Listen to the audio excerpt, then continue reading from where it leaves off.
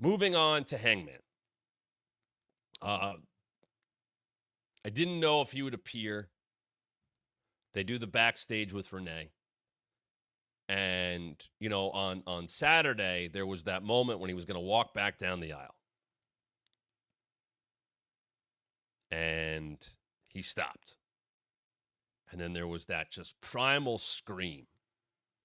And I tried to figure out what that meant. And we talked about it here, and you guys gave your thoughts on it of, was it accepting of who he's become? Was it, I can't believe what I've become?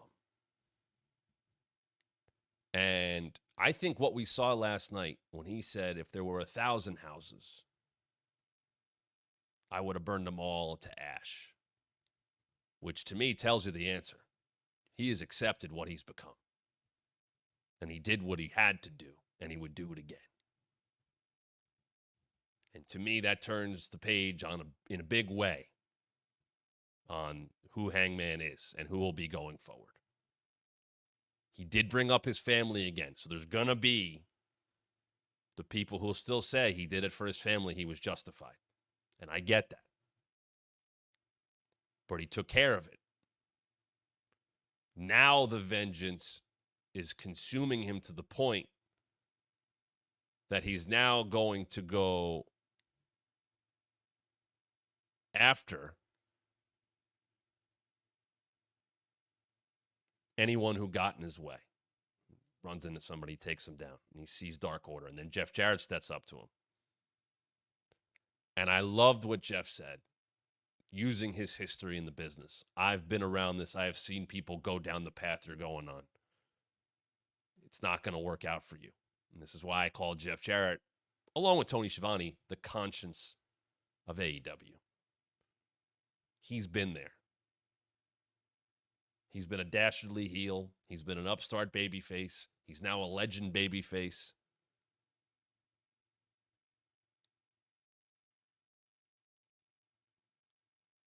And he told Hangman at some point, you're just going to have to look in the mirror and see who you are. And I took that as maybe something that gets revisited down the road. Maybe that's a line and ends up in a video package 6 months from now, where Hangman has now gone down the dark path for so long by himself that there is no coming out of it because there's nothing else left to do. But he's so deep in it, he can't get out of it, and he's going to need some help. I think Jeff's line was very intentional last night. And Hangman didn't want to hear it, so he punched him in the face. And we come back to that story. Because it really was going to be, where does Hangman go next? Does he point himself back at the world title? He was only pointing at the world title because Swerve had it. Now he's talking about going after the people that got in his way of Swerve. I was shocked that he let Evil Uno get away with the I don't even know who you are anymore line. I was shocked. I thought he would have hit him, but it was about Jeff and having that moment. And he should dispatch of Jeff at some point. But someone's going to step up to him. Someone's going to have to put him back to what he used to be. Or someone's going to have to check him. That doesn't have any animosity towards him.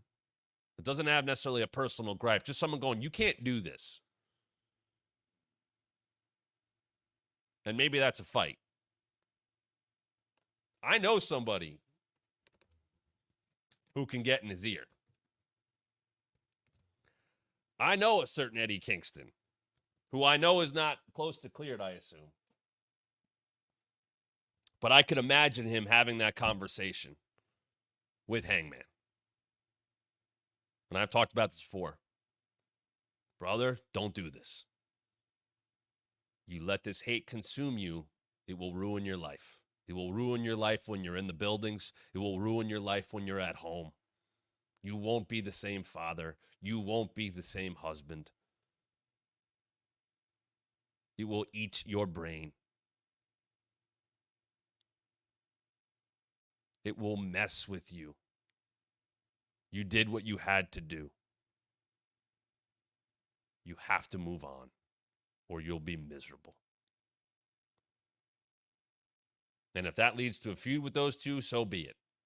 And that would work fantastically.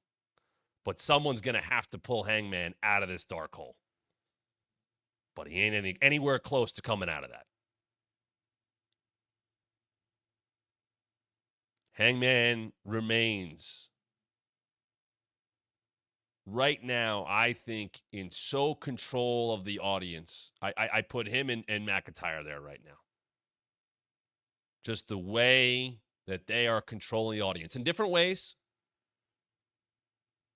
But they have such great grasps of who they are right now. I think those two are putting on the absolute best work in pro wrestling for different reasons. But they know exactly who they are. They know who they're supposed to be. They know how to control the crowd. They know how to make you pay attention. And they don't waste any time. There's no bullshit with them. Another great example of a great time to be a wrestling fan. Moving on to the Casino Gauntlet. First time they're doing on the tag ranks. Unfortunately, for some of us, the Outrunners did not pull it off. I like this Casino Gauntlet a little more than some of the other ones because my one thing, and it is something that wrestling has dealt with in multi-man matches forever. If it's an odd number or more than two or whatever, you always have the people laying outside the ring or laying in the corner. Rumble's got 9 guys in it, and a few of them are laying in the... It's how it is. You don't want to overstimulate people. But I think at times, like that gauntlet match, you just have people on the outside and it gets to 2 people. And it's like, all right, that's not totally believable, but I get it. But with the tag match, there's just so many bodies. I like that FTR was fighting people on the outside while other stuff was going on the inside. And it doesn't have to be the focus. If you're trying to give, a spotlight to the new team running in, you stay on that stuff in the ring. But there could be stuff going on elsewhere, and the other cameras can catch it or whatever. Like, that makes sense. That works. There's nothing wrong with that. And I like that there was so much chaos with that last night. I like that FTR stopped the grizzled young vets from getting in the ring. That plays into their story on Saturday. Hey, it's not a huge piece of storytelling, but it's a little bit. They got a match Saturday. They don't like each other. FTR is going to stop them from getting in the ring. Now, neither team gets a shot at the Bucks. You got to see what the tag division has to offer, and they have a lot of teams. So, can they get it back? Because I have said it doesn't feel like tag team wrestling as a whole in pro wrestling right now matters a whole lot, unfortunately. I guess you would say NXT features it the most in terms of giving it actual time. But, hey, here's Undisputed Kingdom. Here's MXM. Here's FTR. Here's Grizzled Young Vets. Here's Private Party. Here's Top Flight. Here's the Outrunners. And who wins the match? The one team that's not a team. There does feel like there's an element of sprinkle a little Osprey on it right now. Some teams didn't get in. Arctic Arcade noting Dark Order didn't even get in the match. That's part of it.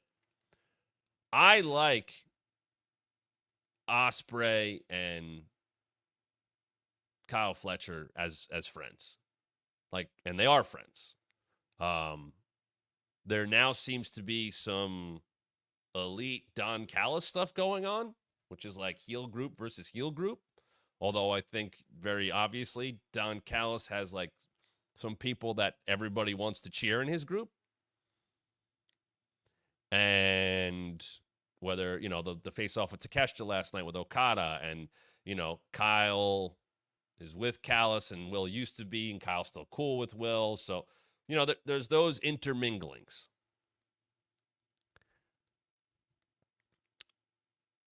On paper, Kyle Fletcher and Will Ospreay against the Young Bucks is a cool match. Feels big. I would hope, because I think there's a lot in Kyle Fletcher, it furthers the potential of a divide of getting Kyle Fletcher away from Don Callis. And then, do they win? Probably not. The Outrunners getting the pop that they did last night. And by the way, not just getting the pop, it didn't happen during a commercial. Like, that was very, like, you could watch where the camera shot was. That tells the story. They took the wide shot so you could see them come out. And they got that pop in Louisville. And they got to, I love them going back to back, fighting the whole ring. You want to make guys get cheered. You want baby faces to get that love right there. And they fight everybody off and they hit their tag stuff. And they got the pre-tape, the vignette they showed.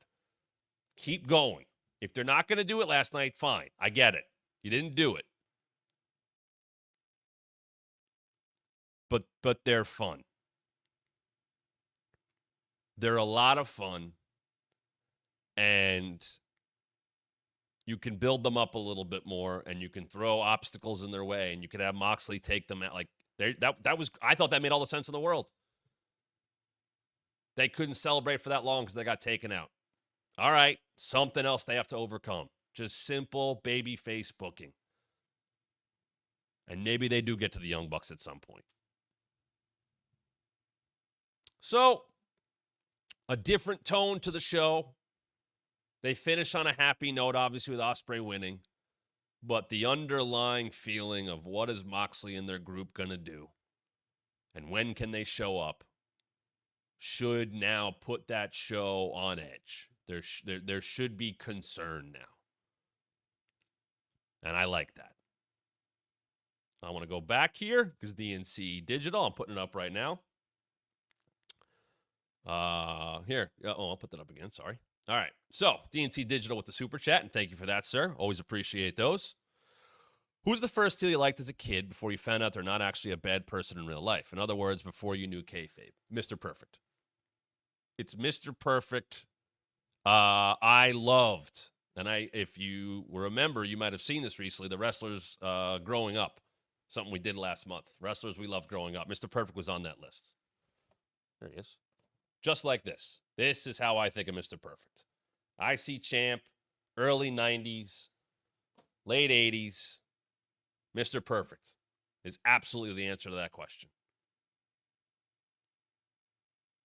The vignettes jumped out to me. The vignettes were different and cool and interesting. And hey, this guy's good at sports. I like sports. The towel, the gum. You know, Bobby Heenan would talk up anybody that was with him, but he always had, like, you know, bigger guys or scarier guys or Earthquake or, you know, Haku or Barbarian or whatever it might be. Yeah, the easiest job in the world talking about Mr. Perfect. And Perfect could talk too, as we know, as he would continue to do even after he was in the ring. But there was just a smoothness to him. I'm like, that's an elite athlete. Nobody's like him. Nobody is Mr. Perfect. So I think he was one of the first guys I also appreciated for being a good wrestler as a heel. The neck snap, like the amount of times I tried to do that on not humans, but, you know, stuffed animals or whatever I had growing up. I had this giant, like, Easter bunny that my grandparents would put out, you know, for Easter every year, and I would pull it out of storage and beat it up and do wrestling moves. The amount of times I tried to prop that thing up and do, like, the neck snap over the top that Perfect did, like, that was the coolest wrestling move to me. Loved it. So, great question.